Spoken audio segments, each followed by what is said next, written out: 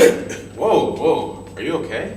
Well, I've been feeling pretty sick, John. I went swimming in the Devil's Pool the other day and I cut my leg. You cut your leg? Let's take a look.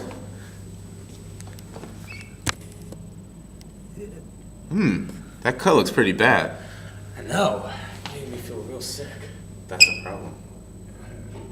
Well, I've been thinking about this antibacterial stuff.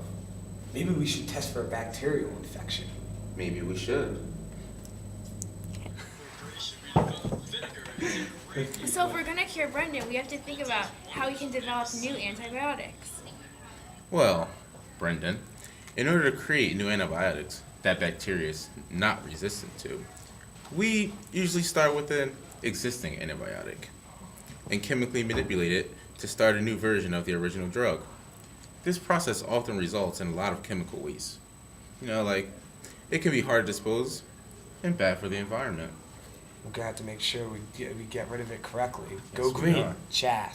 Well, we also need to think about the common side effects of antibiotics and what they can do to Brendan. Yes, Jackie, that is very, very important. Well, the common side effects of antibiotics, they can vary from mild to very serious. These side effects include fever, diarrhea, Ooh. damage to the kidneys, damage to the ears and your hearing, yes, I know, and increased sensitivity to sunlight, which would be very bad. Okay, so what natural substances do you think we should use for the new antibiotic? What about honey That's a good idea. and eucalyptic oil?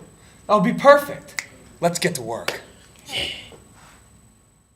Why honey? Honey has osmotic properties, that is, it tends to remove water. Water molecules powerfully respond with sugar and honey, leaving less water accessible to the microorganisms.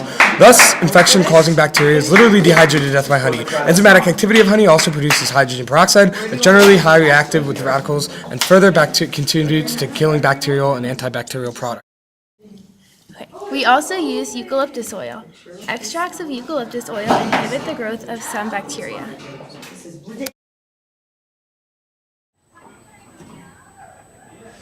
Now, let's head to the lab.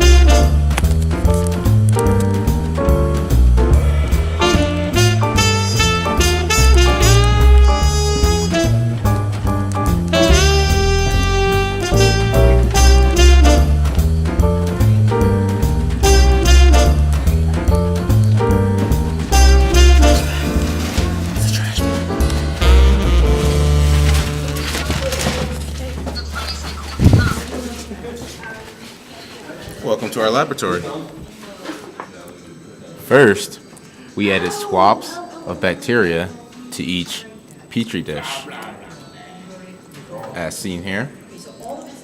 And then we dipped blank disc into the C30, which is an antibiotic. We placed 4 of these blank discs into a control disc containing only bacteria.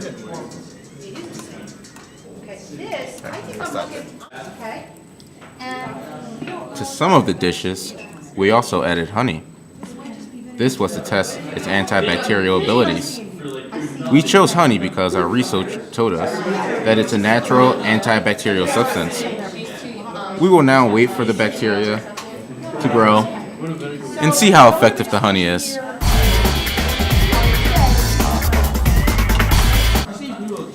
Finally, we added eucalyptus oil to the remaining bacteria-containing dishes. Eucalyptus oil is also said to be a natural antibacterial substance. The purpose of adding the eucalyptus oil is to compare it to the dishes containing honey and bacteria, and observing which substances is more effective in killing bacteria. Then, we will compare both of these substances to the control dish that contains the antibiotic and see if the natural substances work just as well.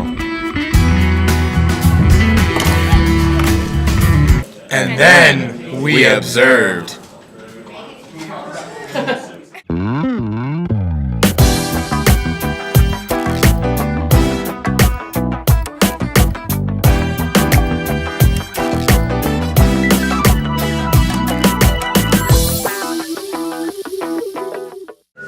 Honey and eucalyptus oil work the best.